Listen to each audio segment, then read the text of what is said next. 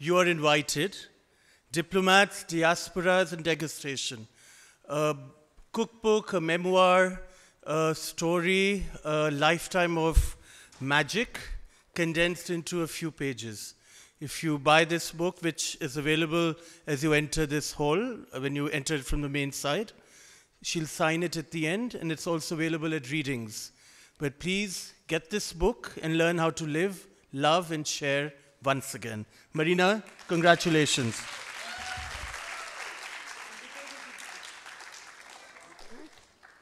And before we begin, I want to welcome Suvir Saran to Lahore from Delhi.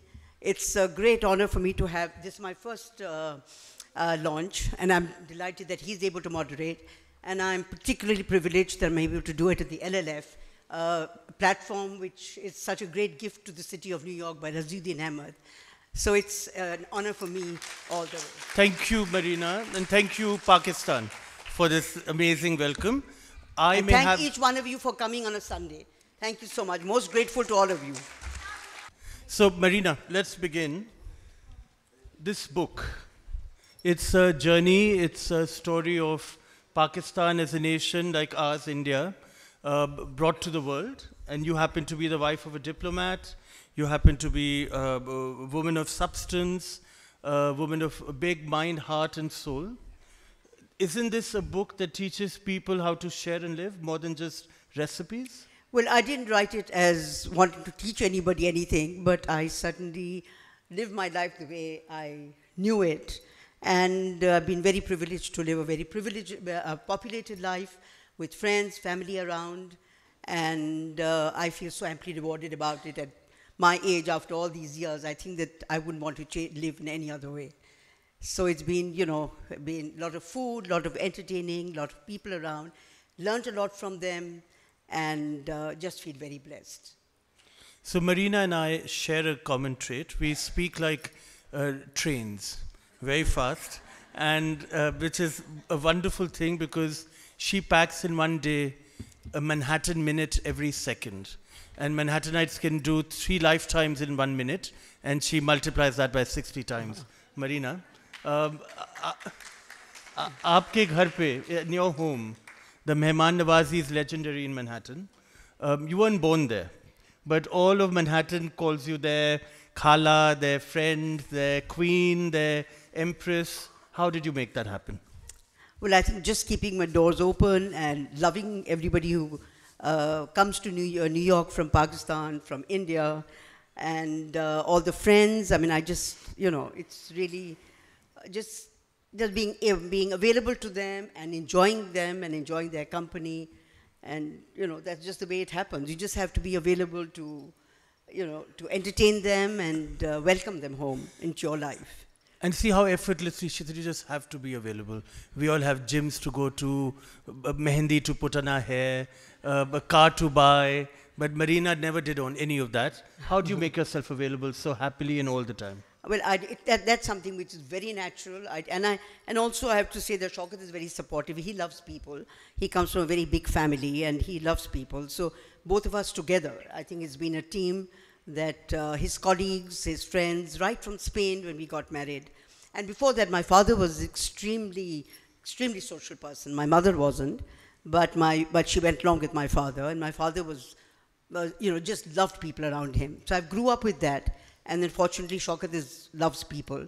So, and having an evening with friends who live there in New York or who are visiting, it's always sort of added so much. It's been like tonic for us. And for my children, I think it's been wonderful that Asma and Asim, I've been able to give them the life that we have lived.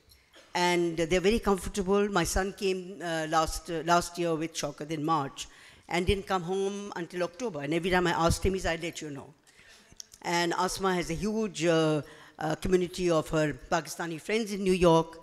And my own friends and their children, we're like a family. So the fact is that I think it doesn't happen. I know there are a lot of people who live overseas, and it doesn't really happen unless you keep an open doors. Your children are not exposed to it. So I've been able to sort of continue living the way I've grown up, the way Shaukat has known how to live. And we've been able to introduce it to both our children, who are very, very comfortable with people coming, staying with them. And, you know, so I feel very blessed all around that I think somehow it sort of worked out as a family. We've been able to, you know, live a life that we enjoy.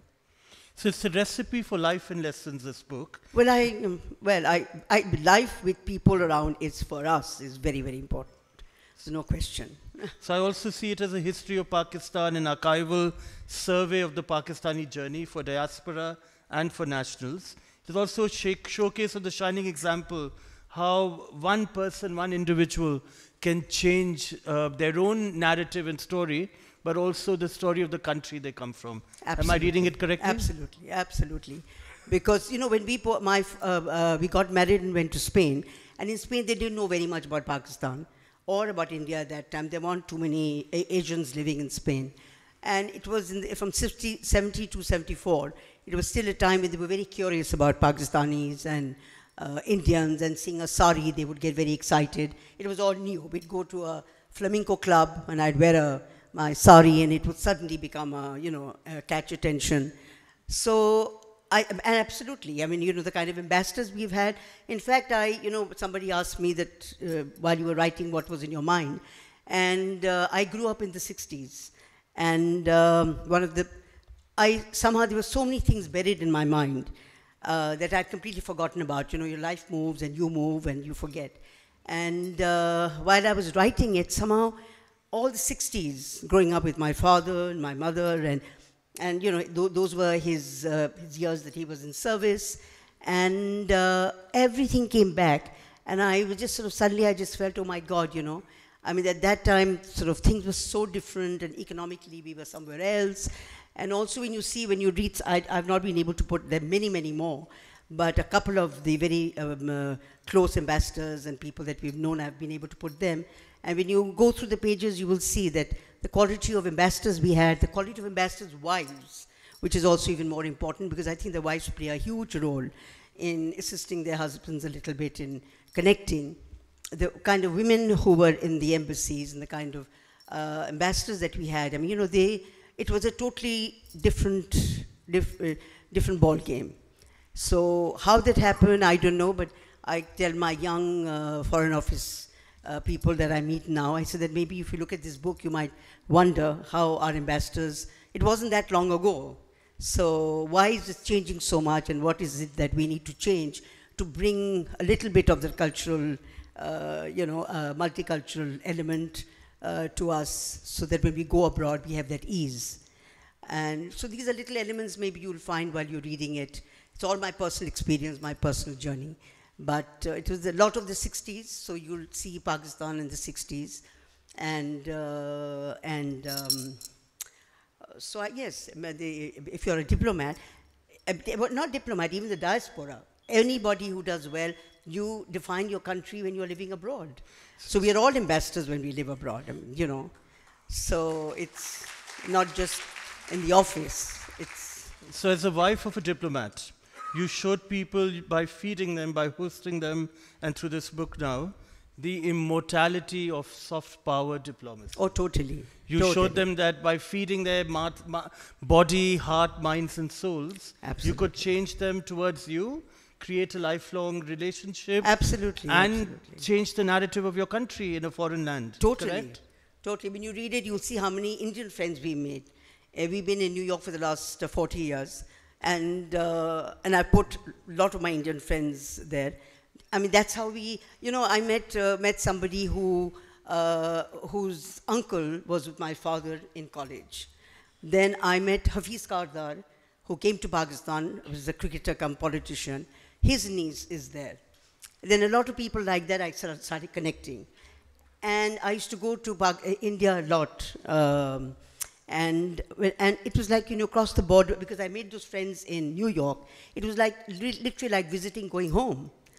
And so, you know, these connections, and they come to my place, and Suvir is a long-term friend, and he's been, I mean, incredible in my culinary journey.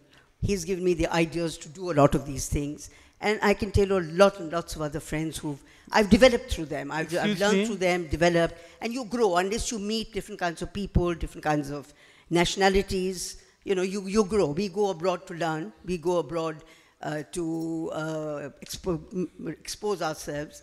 And that's basically, I've had the privilege of starting through my diplomatic life. I think I've grown a lot, I've learned a lot, I've tried to understand, learn as much as I could. So it's certainly, it's people to people. And whether it's through food you connect, whether through your generosity you connect, through whatever, through your love you connect, whatever, but you have to connect to people to grow yourself. But I think through the pages of these books, what I learned and picked up, which I've always known about Marina, she lives and loves most generously. By saying that I gave her any reason to write this book, she's being modest. She gives everybody she knows reasons to live and love as well. So Marina, you've created a borderless life. Your dinner is a motley bunch of people, Indian, Pakistani, Bangladeshi, Sri Lankan, Egyptian, Moroccan, Chinese, Italian. They all show up. You're the envy of everybody. People are jealous of you. But you've lived a life that people want to live. You've also loved the way people only imagine in fantasies. What's the recipe for that? Suvir, you're a good friend. I'm not a good friend, I'm honest. No. And these pages are testament to this. Tell us. What's the recipe? Kitne kilo pyar? There's no recipe. I think that, you know, when you're entertaining, sometimes, you know, people say, I won't call this one and won't connect that one and won't do this and won't do that. I don't do it. If somebody's in town, if I'm having a dinner, if somebody's I'm in town, I don't care whether they're from Timbuktu or they're from wherever. I'm having a dinner, I've cooked, come. You know, it's so it's not about mixing people. And when they come, it's true that, you know, somehow the nationalities, I mean, there are no borders then. I've invited just everybody from different walks of life. No, but Marina, you're hiding something here. You know, I opened my second restaurant in New York, and I invited her for the opening. Ambassador Lodi had come with you with Anila, and they were at my restaurant, and they went back to her place where people were coming for a late dinner. And I was finishing my shift as a restaurateur at 1:30 in the morning. And she said to me, "Aaj na hum log to kha rahe honge, baithe honge." And they were baithe the, but they were just enjoying a quiet evening of conversations. And Marina, I remember very clearly, you got up and you made us sevai, garam sevai, the sukhi sevai. Yeah, because you had eaten, so I just want to give you dessert. No, but you did that. Kaun karta hai 1:30 baje raat ko kisi ke liye sevai utke banata hai. And that is what makes Marina Fareed. Marina, coming to children. You have your kids, the 2 kids you have, but at any given time there are another dozen or 2 dozen kids staying in your home in boras and bistras and daris and mattresses. Is that to connect your family to Pakistan, or also just to ground yourself in the reality of the vicissitudes of life so you enjoy the good and the bad together? You know, when we started living abroad, I was very clear that I was not about to go and get disconnected with my base. Because that's very important. I've seen a lot of people, you know, they have grand careers and all that, and at the end of the career, they know nobody. That was not going to happen to me, or I think I tried not to do it for sure. So you knew the diplomacy part of it was a gaddi, and the life was life. There was a difference. Your bureaucracy, the job, a bureaucrat's life is very short. And you are totally in it with power and all the rest of it. But when you retire, you are suddenly out in the open and nobody bothers about you. So you better be prepared for that. I always tell everybody, you better be prepared for the time that you're not in the job. So these are the recipes you learned from this book, including the shabdek that's in it. So Marina, you're cooking in home. They're welcoming and centered. They are the lifeline for many. I call you when I've almost lost my life and I was coming to a home to gain life back. You're the parlor where ideas are incubated, marriages are made, divorces are kept from happening, jobs are found, delicious foods are savored, memories are made. How have you cooked and managed dinners for visiting guests in the thousands weekly? Are you really a superwoman and not human? Or do you just entertain, share, and don't worry about how you'll be judged? First of all, I love people, so that is not a burden. And so when you're not burdened, you can do things. And I'm very, very clear about keeping my recipes very simple. It's not about that you came last time and I gave you keema. I don't care, because this is New York, we have to take it. So if I have to, because normally I bhun out 10 pounds of keema and I keep it in the freezer, and it goes fast. And everybody's used to it. I mean, they come, sometimes they probably find the same food over and over and over again. But I go back for that. It's like a restaurant for me. I know I'll get all my comforting foods, my comfort foods she'll make. And Marina, but you've taught us to enjoy that. But is that okay to do? Yeah, because I think what happens that people just come, they get involved with who all are there, people they get, you know, normally people just sort of enjoy meeting each other. And you don't forget, and you forget that I came to that same house and I had the same food, or ek hi khana khilate hain. And if they do feel that way, it's too bad, because I don't think I'll be able to manage this life if I became too fussy about it. So life has to be simplified when you're abroad, and I've been very privileged to have staff always, but it's only one person. So and at a time I'm happy to cook for a sit down for 32, or if it's a buffet and it's for many more people, and I happily do it. And you know, when I was a young boy, I was 10-year-old, I'm stealing Marina's thunder for a minute. As a 10-year-old kid growing up in India, Marina, I've never told you this story. I wrote an epitaph after going to the graveyard in Missouri, where all the Christian tombs had beautiful poetry written by amazing classic poets. And I wrote an epitaph and I gave it to my mother, and I said, Mom, if I predecease you, मेरा इंतकाल आपके पहले हो जाएगा, तो आप ये मेरी body को cremate करके मेरे ashes को लाहौर में दफनाइएगा. That bury my ashes in Lahore. So, and she said, Baba, what are you talking about? I said, Mom, I love that city. 40 years later, she's made me realize that dream to be in Lahore. But Marina, what you have done for so many people is show them that Sufiana way of thinking. At your table, I've seen Jewish, Christian, Hindu, Buddhist, atheist, agnostic, haters, lovers, bavlas, all come together and find unison and harmony, taste and flavor, conversations and dialogue, love and joy. You live to be just loving and caring. I just love people. In fact, I might repeat the story. Just this morning, Suvir, myself, Parro, we were all talking about it. There's a friend of ours who went through a bad divorce because he hit his wife, and then he was in prison. So, and the head of that prison was the father-in-law of a very good friend of mine. So I called him up and I said, look, he's in prison, and you know, your father-in-law is there. Can you help really release him? So he said, yes, of course, you know, why wouldn't I do it for you, anything for you? Then she calls me back the next day and she says, oh my God, you know, you didn't tell me that he's a Muslim. So I said, what do you think I am? So he said, yes. Well, you know, my father-in-law hates Muslims. So I'm sorry I cannot help you. So I said, okay, fine. If that's the way you feel about it, that's fine. But, you know, you just accept these things, but that's the way they are. So, you know, and you take it with a pinch of salt and you say, you know, I mean, I didn't have to pick up a fight and say, my God, you know, how dare you say this? If you want to live your life that way, you do it. So, Marina, but what you don't tell us is you're Panchvakti, Momin, good person of faith. Plus, you allow me my faith. Plus, you allow people to live with just careless abandon. मतलब आप इतनी बड़ी सोच की कैसी हैं? Because I don't think you need to. If you think about these things, it doesn't work. It has to come from within you. It has to be very natural, very calm, and you just have to love everybody for who they are. If you're going to start not liking things in them, it just doesn't work. So you talk about... It has to be very natural. You talk about an open table and open heart. And I think it's very easy to say, book khareed lijiye. But you, through your life, have made it your mission to never let a guest go out of your home without being fed.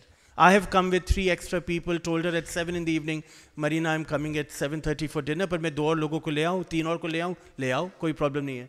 तो आप chairs add कर देती हैं, खाना एक और dish बना देती हैं. Well, the chairs are all there. I just pull them. But does Shaukat get slapped with anger? No.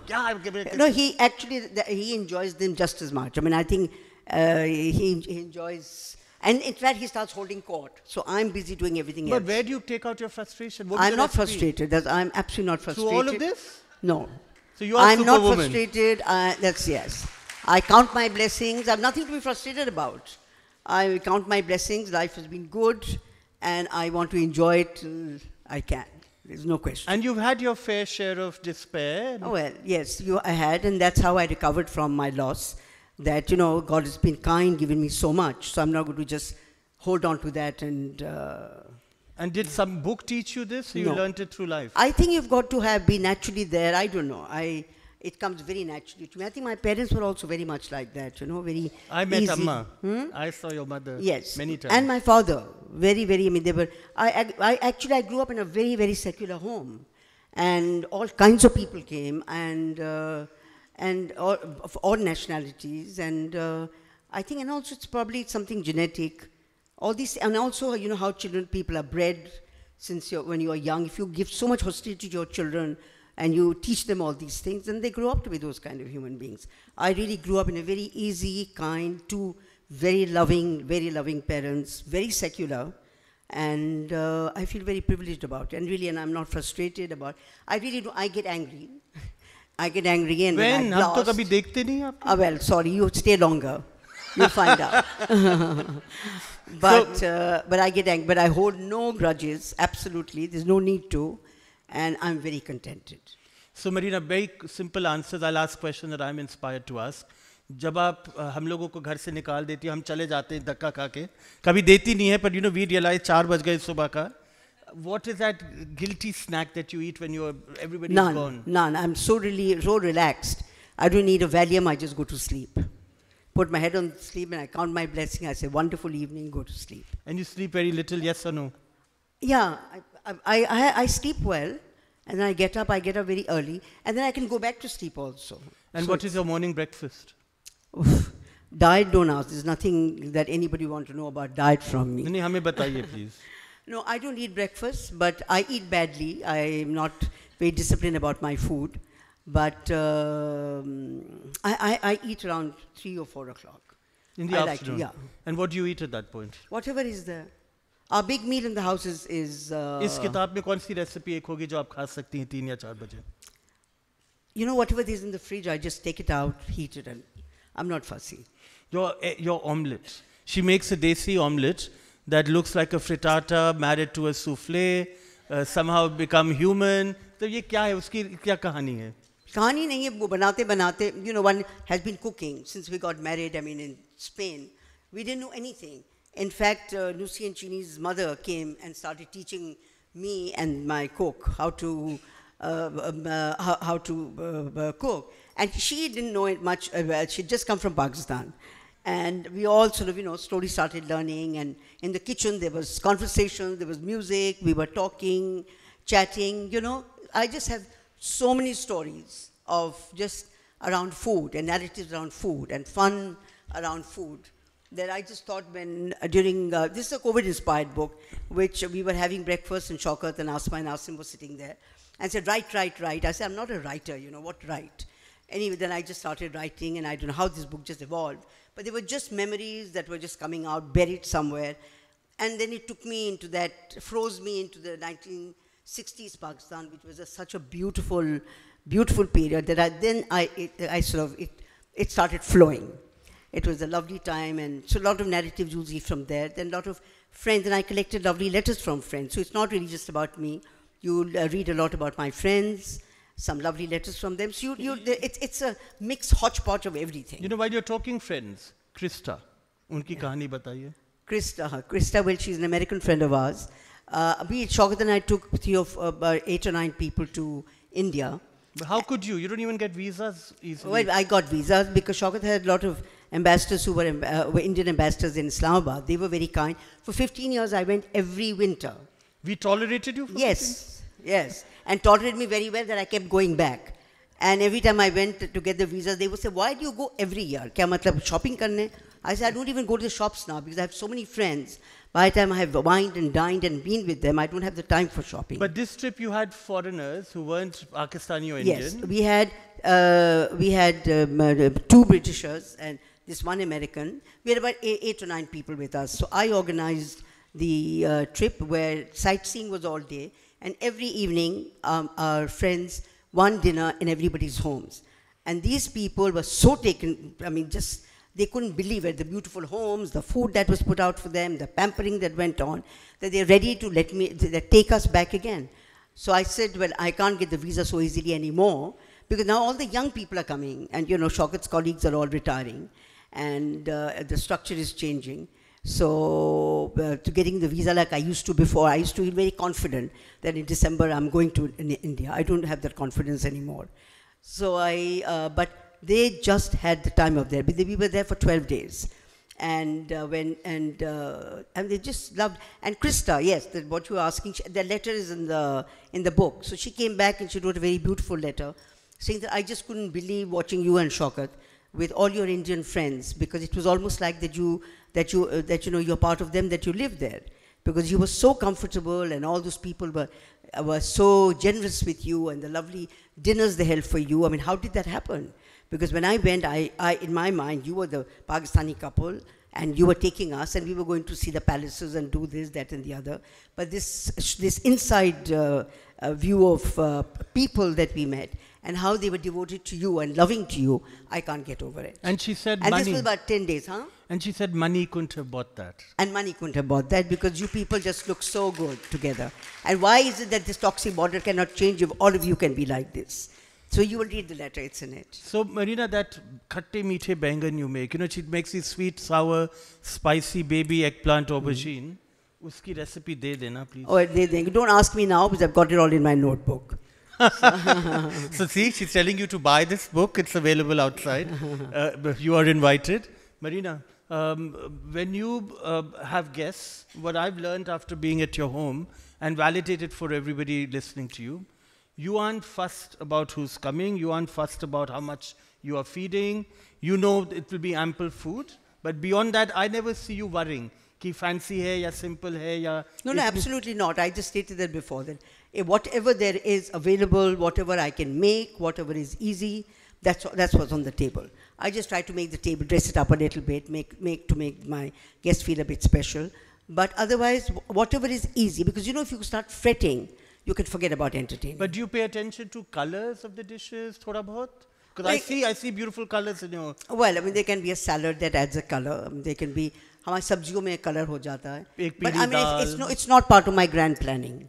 But my planning is just the food has to be well cooked, अच्छी तरह से भून के खाना लगा दो, simple रखो, lay it out nicely, lay a nice table, and just welcome everybody, and I think it works. It's worked for me. I'm 72, it's worked for me.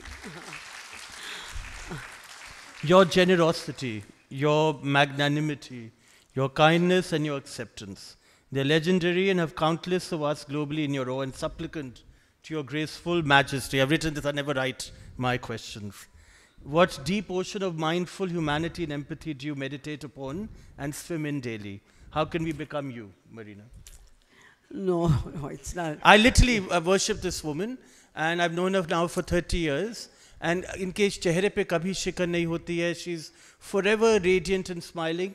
At 72, she looks younger than me and has radiant skin. या तो आप एक कोई special नहर में आप swim करती या आप घी के अंदर अपने आप को डालती हैं? ना कोई नहर है, ना कोई cream है, कुछ भी है. It's I think I'm just relaxing. I mean, I'm just contented. I really am. I feel I'm, because I don't feel very anxious about. But do you unsee what you've seen that is wrong? Do you unhear what you've heard that is unfair? Do you close your heart to be mean? For a little while, I sort of get a bit shocked. I get a bit angry, and then it's passé. Absolutely, no, it's somebody else's problem. And how long has it taken you to get to this place? Oh, it depends. It depends what. आप बुद्धा बन गई हैं, कितने साल लगा? हाँ? बुद्धा बनने में कितना time? बुद्धा नहीं. No, it's not. Actually, I've been like this even when I was in school. You were born really Buddha, you're telling us. Laid back. You were born a Buddha. Stumped her, finally. You have to tell us. How did you do it? No, I think it's एक तो temperament and एक तो you try to just enjoy life and just not, and just resenting all the time and sort of being anxious about people. Just enjoy life, and I think that's best all I can advise. So you have lots of photos in this. It's an archival survey of old Pakistan. That's not really that old because we are young nations. Have those memories, have those histories, those connections kept you grounded in difficult times? Totally. That's what I'm saying. That when I was writing it, I had even forgotten all that. Suddenly, I don't know, it just started coming back to me, Oh, this happened, that happened. So that was the joyride of writing this book. I'd completely forgotten the 60s, It was so long ago, and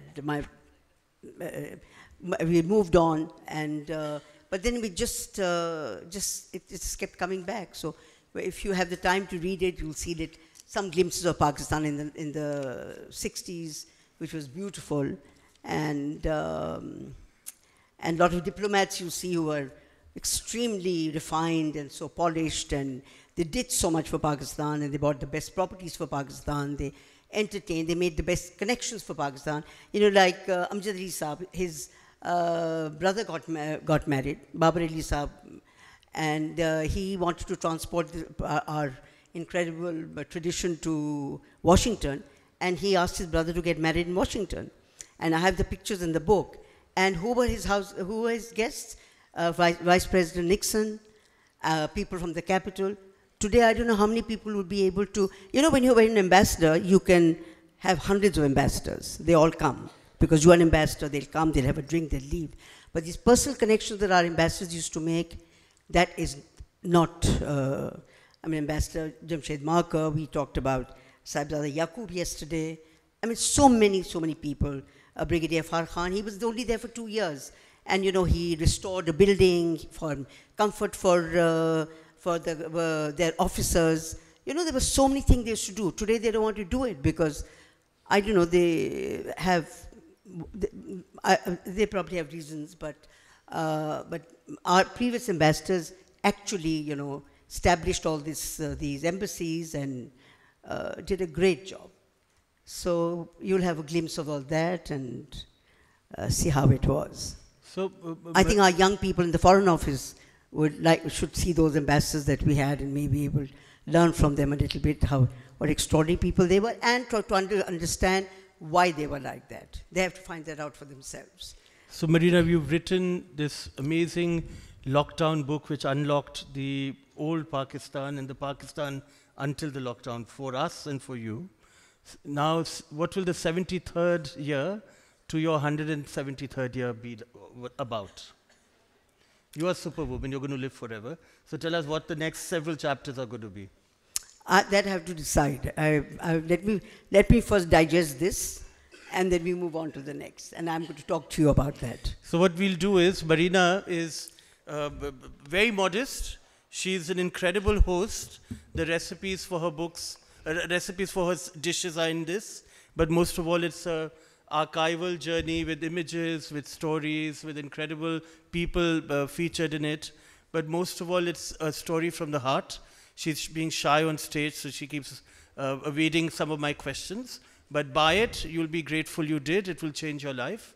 If there are questions from the audience, we have a few minutes to take some questions. There's a lady with glasses right there. Let's go to her first. But please make those questions naughty and playful because she is otherwise too saintly. Let me read something from the book. I need glasses. Marina, are you reading or am I reading? No, you read. You're better reader. When stars align. I believe people propel each other to make things happen in life. And yes, I also believe in destiny and a divine hand that guides us. That was certainly the case in landing with my publisher, Gloria Starkins, editor-in-chief and publisher of Society and Diplomatic Review at the UN, is a connector and hostess on the Upper East Side, set that process in motion. For decades, Gloria has gathered an inimitable cast of characters at her apartment in New York, the highlight of which is the vaulted main salon. One such evening, Shaukat met Alan Platt Sands, a writer and film producer, and became friends. Alan connected us to Dr. Abbey, a creative force in his own right. Dr. Abbey, learning of my plans to write a book about food and entertainment, wasted no time connecting me to his friend Vicky Jones, a publisher, who took an immediate interest and helped me realize you are invited. And so this has served as a confirmation of my belief in people, our need for one another, and the magical trajectories by which life plays out. So in this one little page, she has Shaukat, Gloria Starr, then she has Alan Platt, Dr. Abbey, and of course herself. 5 people making this book come together. That's the story of Marina's life. There's a chapter on Balochistan. You know, the lady from Balochistan that you told me I had to go meet, her food was impeccable. Oh, by Nilüfer. Don't tell us about her, no? Which one was that? The Balochistan, but the very frontier part of Pakistan. You told me about the. No, that was not there are many stories of that. So, of course, no, but talking about General Yusuf, when he was the ambassador in London, he had the Queen come to Avenue Road. So, you know, those were the kind of people that I have tried to recollect, and, you know, and the Queen, and that was the first and the last time it happened. but they had that ability because they used to go riding together. So those are the kind of people who bring those special connections. Otherwise, when ambassadors say, well, I have a dinner and 100 ambassadors came, I don't think there's much to be impressed about. Because if you're an ambassador, they will come. So you talk about... But you have to think about the personal connection, and that comes from the fact that these people spoke very well, they read a lot, they were connected internationally. These things matter, because when you meet ambassadors from different countries, well, you have to have something that they feel comfortable to connect with you. So those were things that our ambassadors had, and our new generation, I think, has to work a little bit towards it if they have to go abroad and define Pakistan. And in the private sector, Pakistanis are making a big name for themselves. Our young Pakistanis who live in New York, I mean, they're just wonderful. And we keep on saying, you'll be surprised how connected they are, how they worry, how they're sending money for all kinds of things. I have these young CEOs, and they'll send $1 million for a hospital, for some MRI machine, for this, for that. So those young people who are there, they are incredible ambassadors who I see in New York. So, they're doing it. But at the official level, I think they need to try to sort of, develop in a way that they can extend their friendships to make personal connections. That would be nice. But anyway, I'm sure they do it. And I'd be, she won't scold me, but I know I'll disappoint her if I pick a story and not the other. There are a gazillion stories, each of beautiful people, and each one connecting to... You should read the story about what Minnal said about that cricket match between India and Pakistan. Tell us about it. Huh? Tell us about it. It's a long one. Minnal sent me a letter when Mia Shahryar was hosting this India-Pakistan friendship cricket match. And she sent me this thing. She said, you should come, because this kind of thing doesn't happen every day. So that letter is also there. And I said, we've just come to New York. How can I come? But, but she describes how people were so excited, and the Qaid's daughter, Dina, had come, and how people wanted to kiss her hand, and, and so many important people from across, business people, they all flew in for just those couple of hours. These are the kind of ambassadors that one needs, who can sort of, bring attention to the country, bring business to the country. And, and that is probably how our economy is going to move a little bit. Unless people invest, I don't know how we are going to start, but I suppose we have to start somewhere. The question. First of all, thank you very much for an absolutely fabulous session. And I can't wait to go downstairs and buy your book. Oh, thank you, Dali, for coming. I was wondering if you could share a typical menu, because like you, not at your scale, but I love to entertain friends also. So just wondering, how do you put together an impromptu dinner and maybe even a formal My one? impromptu dinners come out of the freezer. Yes. I'll tell you this, because I cook 10 pounds of keema, छोटे-छोटे packet में डाल के keep it. So depending on how many people, one packet is for 5 people. So it depends on how many people are coming, the keema comes out. And I have 10 recipes in the keema section, which you can make from that one keema base. So you can make a busaka from that, you can make, add vegetables there, you can do what you like. Everything has to be very easy for an impromptu dinner. And normally it's a dal, it's a dahi, it's vegetables, make aloo jaldi kar liya, koi sabzi. Sabzis also sometimes I cook and keep in the freezer. So the impromptu dinners are all out of the freezer. And for my more planned dinners, I have 1 red meat, 1 white meat, 1 vegetable, 1 salad, 1 yogurt, pulao, and naan. That's it. And a dessert. And dessert also I keep 1. Over here, you see how many desserts. I keep 1 because that's New York. Another question? Sunita Kohli. Sunita. Can we get the lady in the sari? Hi, Sunita. I'm so glad you were able to. You feeling well? Good. Thanks to all your medication. Minnal, sorry, you speaking to Minnal. Marina, you have so understated yourself. Yes. I think gulod in the food, I yet have to... I can't hear you, Sunita. When you talk about Marina, even the microphone's pale. Exactly. Can you hear me now? Yes. Yes. I said your talk was brilliant, but it is so understated in who you really are. And I think Ghulod in your many recipes must be your enormous kindness. And I have personal experience of that.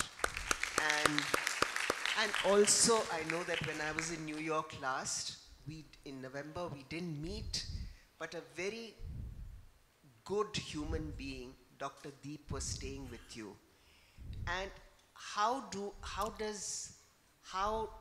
people around you take that you have a Dr. Deep staying with you who's a Hindu energy Healer. You know, I mean, he's an amazing man, but he stayed with Marina. Aap ye sab, how do you pull it all off? I just don't know. How do you do it? I mean, kindness is one thing, which I have great, personal experience of. Aap batlaएं to. I don't know, as I just said that, we love Deep. He's still staying with us. He's come back for the second time. He's with my son, and our cook is there, and they're both getting healed every day, and they're both loving him and feeding him. I know. Yes, we love the man. I spoke to him. Oh, yeah. And he just texted her before she got on stage. He sent me the healing. Yes. He said, I'm sending you my healing, and you probably I haven't stammered because of that. And मेरे को कहा है आप लोग सब दो किताब खरीदेंगे उन्होंने मुझे बोला है. But Deep is, when you're with Deep, for me, he was spiritual calmness. Yes. And I didn't care whether he was Hindu, whether he was not Hindu. He was just such a good human being. Everything he said. And he has something so, he's so global. He wanted to go and see the Metropolitan Museum with Asim. He wanted to do other things. It's not exactly, he never preached. Never once preached. And bas wo healing karna hai, and people were coming one after Asim ke dost aate rahe, hamare dost aate rahe. People just kept, and 70, 80 people came to be healed in our house. Then he went somewhere else, then they got, it's just 100. And then now he went to London, and I gave him a couple of my friends' addresses, and he wrote and said I had over 120 people get healed, and most of them were your friends. So he obviously had something, not just me. No, and she has something. Again, you're underplaying yourself. To all of you, I'm an atheist. She convinced me to allow Dr. Deep into my life. And Dr. Deep has healed me, who doesn't believe in healing from others. So she has some magic and it goes to her. So Marina, yes, you have to take credit. Dr. Deep is very special, Sunita. Thank you for bringing him up. And his healing is just here. He sent me in the morning. And you are missing the point that Sunita was making. But also, if I didn't cook, I would not have known Karan, your first cousin. I would not have known Sirhan. I would not have met you. So that is basically it. Khana pakao, milo, you bring 10 others. That's been our life. And it's really a privilege. I feel very privileged. If I had to live again, this is exactly how I'd live. So, yes, sir. I've got the mic. So, riveting session. I love it because it seems that 20 years from now, my life will be like this. Because my wife is sitting right in front, second row, Saira. And she is exactly doing what you do. We live in Rhode Island, Providence, Rhode Island. Mother, right? Oh, Assalamu alaikum. So, I'm so glad you came. Thank you. So I have a practical question. While all this thing is going on, I am the cleaner in the house afterwards. Good. So at 2 a.m. when everybody goes away, who cleans up the place? Because we never leave our house unclean. So it's a practical question I want to learn from you because I'm heading your way. No, you have to learn nothing. You're cleaning, so you've already achieved it. But in New York, it's a little different. As I said, I'm very, very privileged that I have had two wonderful people in my life. One was somebody who my mother-in-law sent me. He was, I think, about 21. I was 18. And we started working in the kitchen together. And I was devastated when he died very young in his 50s. And then I had somebody else Nusi, who's my soul sister, brought from here. And I'm very fortunate that both the cooks who came, they were just very loyal. They didn't leave us. They're with us. My first one was with us for almost 40 years. And he just went, we lost him. He died. He didn't leave us. Now I have Riaz, and it's a blessing. Every day, when I look at them, I count my blessing, because life would not have been the same. But again, she's being very modest. Riaz and Majid were not people who worked for her. They were family members. Yes. And I remember all of us treated them as such as well. Absolutely. There was never looking at them as anybody who was help. They were people of the family, loved ones. Oh, totally. And Marina and Shaukat care for them as such. And the bachas treat them as parents. So that's something we can learn from Marina. Oh. Question? Without them, life would not have been the same. So, you know, they're of great, great value. There's a young lady here. If you can get up, young lady. Oh, let me Rachel. just quickly say what an honor it is to be here. Oh, And Rachel, how are you? I want to go back to the very beginning where we were talking about soft culture, soft power, and the idea that food and culture are diplomacy. EQ diplomacy. Yeah, a different kind. And so I just wondered, since there's the UN world, and then there's the world that happens at home and the kind of discourse that can happen because there's food. If you could talk a little bit about that, that would be wonderful. Well, that's a very good question, Rachel, because normally in the UN, people go for business dinners outside to the restaurants. But Shaukat has always brought them home, because I've always had somebody to help me, and because I was always willing and I encouraged him. I think Shaukat's also been able to, again, as I said, that personal connection, that you have, either you're a colleague or you go that extra mile and you become friendly. Shaukat has a lot of those connections in the UN, because people came to the house, they drank till whatever time they needed to, they didn't have to leave the restaurant at 11 o'clock. And also there's something about bringing people home. Your home, as soon as you bring them home, your entire attitude changes. You just feel somebody has brought you into their personal life. And I can see that Shaukat has these incredible connections who are friends, not because they worked in the committee together or because and I think that has a lot to do with the fact that he's been entertaining at home all his life. And people have been coming, and then they come and they see the Pakistani art. Oh, we didn't know there was modern art in Pakistan. Oh, wow, fantastic. And, you know, things like that. So those things, you know, when you're abroad, how else do you... When we got married, we said, what are we going to take with us?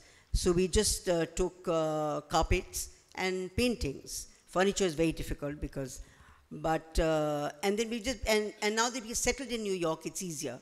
But it is, I think, very, very much the fact that we opened our home and they came into our personal home, that has helped us, both of us, to have the kind of friendships that we have. No, but it came at an expense. This book is recipes that this lady, Marina Fareed, has cooked day in, day out. I think, Marina, out of 365 days, honest answer, at least 310 you must be eating at your home, feeding others?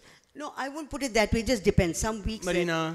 No, Suvir, it's all, you know, like the General Assembly months from September to December, when delegations are in the city, it becomes very hectic. Sometimes I have dinner every night. But I know... And then a couple of months I have nothing. But how often do you go out to eat? Honest answer. No, we don't go out. We don't go out. There you go. So 365 days a month, she's hosting at her home. Nusri Khala, please. We need a microphone for you. Nusrat, they're bringing it to you. Well, Marina calls me her soul sister. I'm her sister. But I want to say one thing. My favorite story about Marina is not about food. It's about people. We were 13 women sleeping in a row on a carpet. Now, 13 women. Now, you can imagine what was happening on the other rooms and the other floors. So, I mean, it's unbelievable. The house is not just a home. It's some place that you can go and just stay forever. It's a But Mughal Sarai. don't forget the night when you and Naeem went out, remember? Yes. And she came back and she found somebody else in her bed. And she came up and woke me up at 4 in the morning, literally yanked me out of the bed, and he says, I can never sleep in that bed because somebody slept in that bed sheet. Naya bed sheet nikalo, 4 baje. I said, come and sleep here. No, fresh bed sheet nikalo. How dare? And then he yanked him out of the bed. He said, how dare you sleep in my bed at 4 in the morning? So that was Nusi. The young lady here. My question was, what's your signature dish to make, or what's your favorite dish to make when people come to your house? Signature, it just depends on the occasion. But it depends on the occasion. If any specific, what can I say, signature? चलो अगर मैं आ रहा हूँ New York से दिल्ली से आ रहा हूँ आपके दिल्ली पास से आ रहे हो तो तुम्हें 2 सब्जी बनानी है ना. So 2 sabzis and there'll be 1 chicken because he likes chicken better than other meats. No, I love. I know. I don't know why she believes that she's stereotyping कर रही है. Sorry. But you're easy. And then I have my friend Rubina, she's sitting somewhere here, I think, my school friend. But when she comes, it's omelets. So that's no problem. The best omelette in the world. Marina, just describe that omelette for us. We have time.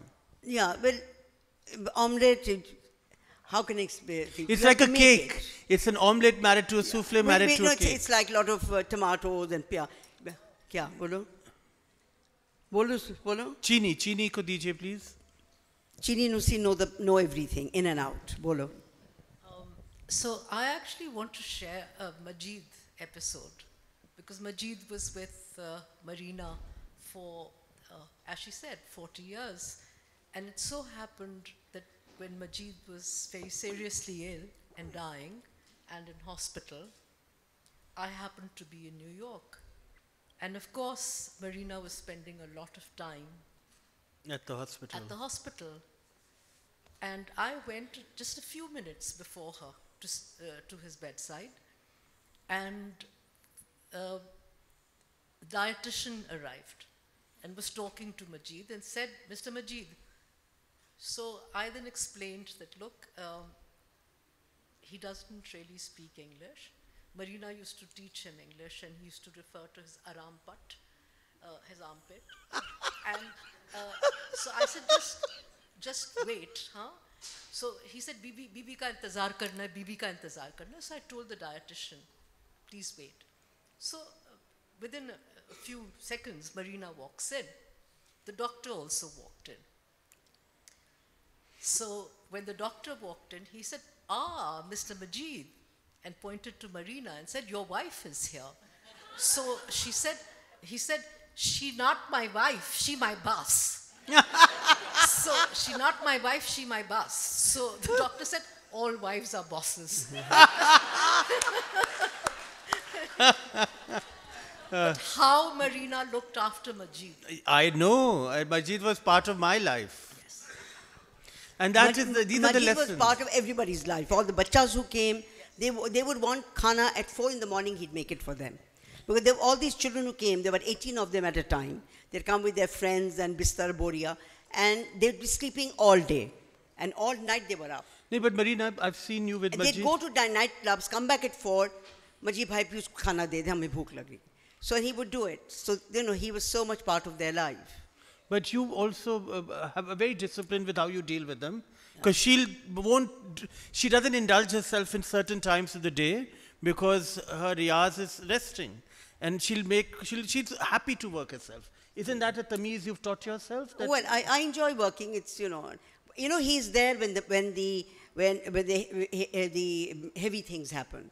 So for the light things, he can do what he likes. When the real parties happen, he's the one who's actually dealing with all the issues. So why would I drag him for a cup of tea or a stupid fried egg or, We have time for one last question. Sir, can we get that gentleman a microphone?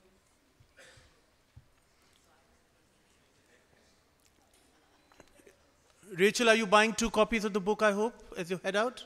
3, very good. Thank Dr. you, Rachel. Deep told Thanks me for that. Coming. We'll get to you in a minute, but let that gentleman ask first. Assalamu alaikum, ma'am. Hello. I'm an avid admirer of yours, and it was an honor to hear you out today here. Oh, thank you for coming. Okay, so my question is, my dadi says something that has always stuck with me. So she used to say, like she still says this, कि आलू गोभी तो हर कोई बना लेता है, पर हर किसी के हाथ में जायका हो ये मुमकिन नहीं है. So would you like to share your 2 cents on this? Actually, that's very true. Whatever it is, zaika is very important. Like a lot of people, even bhuna keema that I talk about, my guy and I keep bhunoing it until it's bhuno to the right consistency. Food, however simple it is, you have to cook it well, finish it well, and present it well. That is very important. But you've forgotten what you do. You share it with love. That's the key ingredient what your dadi is talking about. Yeah. And Marina has it in abundance. And in this book, she'll teach you how to find it in your own lives. There's one last question there with the lady with the gentleman in the grey suit. Ma'am, the microphone is coming your way. It's on. It's been so special, this session of Marina's, and I think it's a great session for Lahore. I mean, we've all been to Marina's place, and one knows exactly the hospitality and the ease and the comfort. You walk in there, you're welcome for food anytime.